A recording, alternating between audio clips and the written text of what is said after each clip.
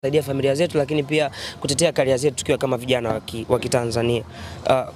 Kuna vitu vimetokea na distribution ambayo inasimamia kazi zangu imezuia mapato kwa miezi 8. Kwa miezi 8 almost siwezi kuinvest tena kwenye kazi yangu. Sio kama siwezi kurekodi, yes, mimi na rekodi kila siku, na ndio maana nawapostia watu kuona kwamba bwana, mimi nafanya kazi ila hazitoki kwa sababu kuna hicho ambacho tumekiwasilisha, right? Lakini namshukuru Mwenyezi Mungu kimefika kwa walezi wetu BASATA.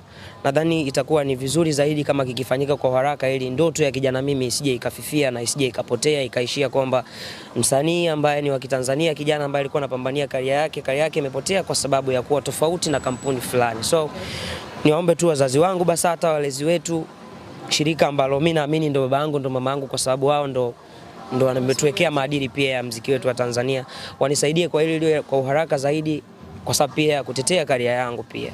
So yes.